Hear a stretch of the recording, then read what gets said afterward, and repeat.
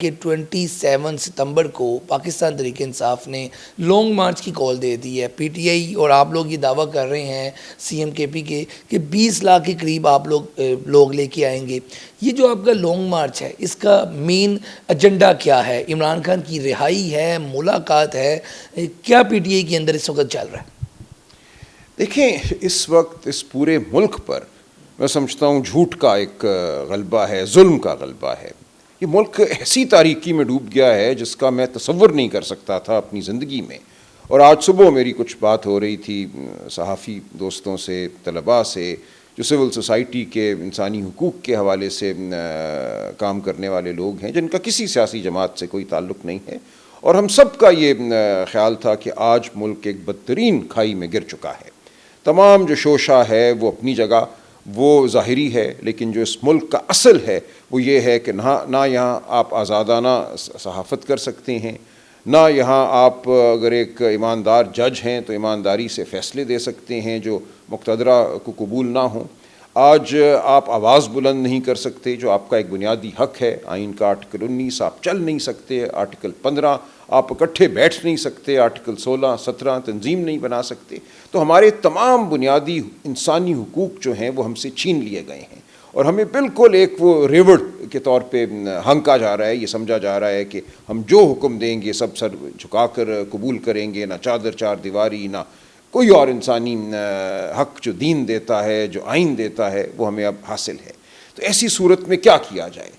پھر اب بات ہو رہی ہے ملک میں ایک ڈھانچے کی تبدیلی کی، کہ ایک نیا نظام حکومت لایا جائے گا، نئے صوبے بنائے جائیں گے. اور یہ تمام اس پس منظر میں ہے کہ فروری 2024 میں الیکشن لوٹے گئے. ایک جھوٹ پر کھڑا نظام جو عوام کا منتخب نظام نہیں ہے، وہ بنیادی تبدیلیاں اس ملک میں کرنا چاہ رہا ہے. وہ قانون پیکا کا ہو، وہ پیرا کے قانون کے ذریعے لوگوں کی روزگار پر حملہ ہو. ہم جہاں بھی دیکھتے ہیں انسانیت پر، غریب پر اس ملک میں آج حملہ ہے.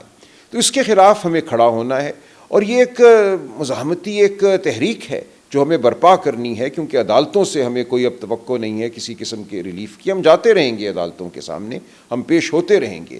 جو جج بھی ہمت دکھاتا ہے اس کو نشان عبرت بنانے کی کوشش کی جاتی ہے، اس کو اکھاڑ پھینکا جاتا ہے. کبھی ڈگری جعلی ہو گئی، کبھی اس کو ایک ہائی کورٹ سے دوسرے ہائی کورٹ میں بھیج دیا.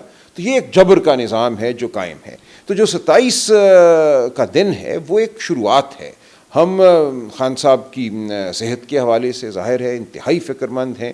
ہم سمجھتے ہیں اس سے بہت پہلے خان صاحب کی جو ذاتی معالجین ہیں ان کو خان صاحب تک رسائی ملنی چاہیے، خاندان کو خان صاحب تک رسائی ملنی چاہیے. یہ 18 تاریخ کو عدالت میں بھی بات ہوگی. میں اسی پہ آنا چاہ رہا تھا کہ 18 اگست کو سپریم کورٹ پہ آپ کی پٹیشنز لگی ہوئی ہیں. آپ کو اس سے کتنے پر امید ہیں آپ لوگ کہ یہ پٹیشن سن کے آپ کو ملاقات کی، علاج کی، خان صاحب کو سہولت مل جائے گی؟ دیکھیں، اگر میں اس کو قانونی سطح پہ اس معاملے کو دیکھوں تو مجھے پر امید ہونا چاہیے، لیکن اب میں ایسا کرتا نہیں ہوں اس ملک میں. میں اب کبھی بھی کسی عدالت میں امید لے کر نہیں جاتا. میں اپنی دلیل لے کر جاتا ہوں، اپنی بات لے کر جاتا ہوں، لیکن امید مجھے انصاف کی اب کبھی بھی نہیں ہوتی. لہٰذا ہم جائیں گے، ہم اپنی بات کریں گے، ہم انصاف مانگیں گے. ملتا ہے یا نہیں ملتا میں نہیں کہہ سکتا. یہ پوری دنیا کے سامنے ہے کہ خان صاحب 9 ماہ سے قید تنہائی میں ہیں. ان کے خاندان کو ان تک رسائی نہیں ہے، ان کے وکلاء کو ان تک رسائی نہیں ہے. خان صاحب کا ایک مقدمہ جو ہے وہ ویڈیو لنک سے 9 مئی کے حوالے سے چلایا جا رہا ہے. جیل میں اکیلا ان کو بٹھا کے ان کے سامنے ایک واٹس ایپ کال کر دی جاتی ہے. وہ ایک فون کے اندر دیکھتے ہیں اور کہا جاتا ہے اس کو ان کی عدالت میں حاضری تصور کیا جائے گا.